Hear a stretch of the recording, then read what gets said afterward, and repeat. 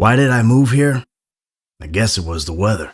That was the very first glimpse of audio we heard from GTA 5 in its very first trailer back in 2011. And although that quote gets memed to no end today, little did we know back then that 10 years later we would still be playing GTA 5. Today, GTA 5 is officially 10 years old. And I kind of just wanted to make a video reflecting a bit because this game, despite all the negativity surrounding it, even I myself criticize the game on an almost daily basis, it still has changed so many people's lives, including my own.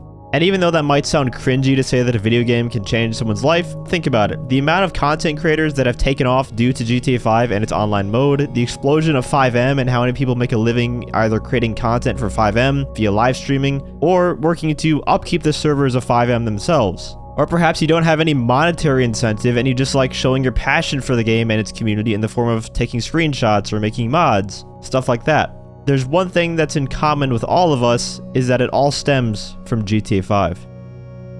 I know many people watching this video probably haven't been playing the game for 10 years since it first released back in 2013, but it really makes me think where I was in my own life 10 years ago. 10 years ago, I was just a sophomore in high school, and before GTA 5's release, the two games that I would play are number 1, Black Ops 2, aka my favorite COD game ever made, and that was back when it was in its prime in 2013, until Ghost came out later. And the other one was GTA 4 and its multiplayer. Doing death matches at the airport, launching people into the air with the helicopter blades, all of that was great fun. Even before that though, I was always a huge fan of the GTA games. I had a PlayStation 1 and used to play the old top-down games, GTA 1 and 2, when I was even younger than that. Unfortunately, my parents didn't let me play the 3D GTA games like Vice City and San Andreas until I was a bit older, so I was only able to watch those. But the top-down camera ones weren't as graphic, so they let me play those, which were a lot of fun still. I can still remember the days where I would sit in study hall with my iPod Touch and just watch the GTA 5 trailers. The 3 protagonist trailers come to mind especially. I can just picture the exact image in my head too.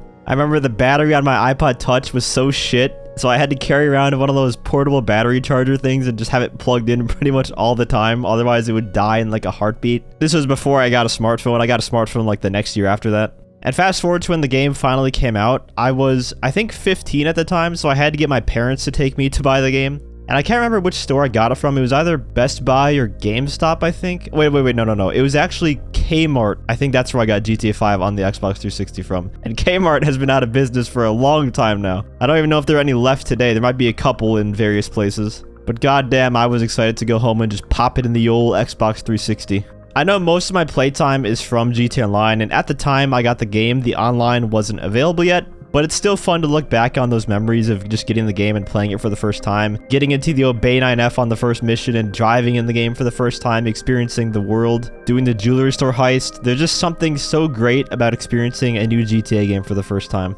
A lot of my passion for the gaming industry as a whole I owe to GTA 5. It's the game that influenced me to start a YouTube channel, and I wouldn't be here making this video right now if I hadn't done that. But even just creating things in general, whether that be video content or more recently in the past few years getting into the modding scene and teaching myself how to do a lot of that stuff. And that's where all the balance concepts, the Precision Rifle Mark II, the Weaponized Kanata, that's where all that comes from. And it's been a very fun experience learning how to change and modify things in the game files like that. For a game to still be popular 10 years later is a huge accomplishment, and one that can't be possible without the game world being at least somewhat interesting. We can all say that we are sick of Los Santos, but even today I am still blown away at times by different aspects of the world. Sunsets in GTA 5 are still better than games that released today. Even though the game has been remastered twice, it's obviously not running on the 360 graphics anymore. The game world has mostly stayed the same from a design standpoint, and I can't think of many other games that would have that same success without the requirement of a big map expansion to keep things fresh. It's just a testament to how talented the team at Rockstar is at building game worlds. And for that reason alone,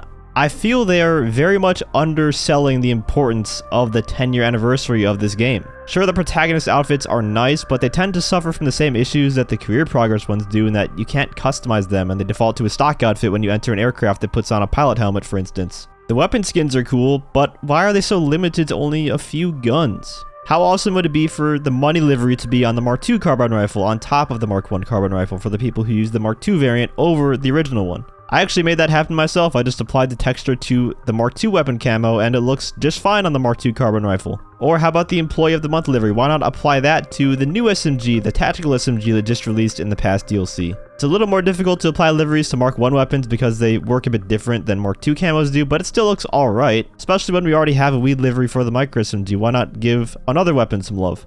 I even took it a step further and made my own 10-year anniversary camo for all Mark II weapons with the 5 logo from the game plastered all over the gun, with the background netting pattern as a nod to the detail within the 5 logo and how it has that same kind of mesh netting design in it. And I think it looks pretty nice. I would totally rock something like this on my Heavy Sniper Mark II and all my Mark II weapons actually. And it's not like this was that difficult to create either. This is my first time making a custom weapon camo, and if I can do it with the somewhat little knowledge of modding that I have, the developers themselves could absolutely do a better job than I ever could.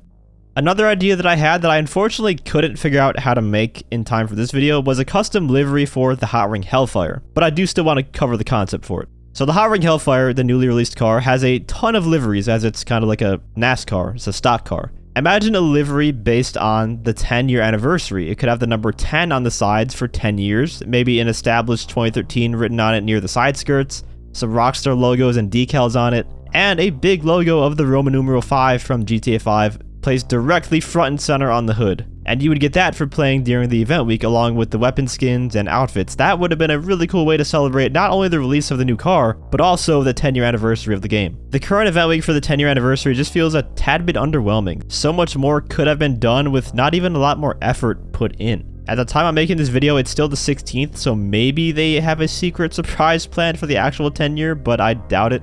Anyways, I just wanted to reflect a bit on the 10-year anniversary of the game and talk about the whole event for it. Hopefully soon that hype period will start up all over again for that next Grand Theft Auto game that we've all been waiting for, some of us more patiently than others, but there hasn't been a single game that has topped the level of hype that it had for GTA 5, and I'm sure GTA 6 will be the only game that could ever top it. I didn't want this video to be too negative, but I did want to make sure I said how I felt about the 10-year anniversary event and what sort of things I could do to improve it.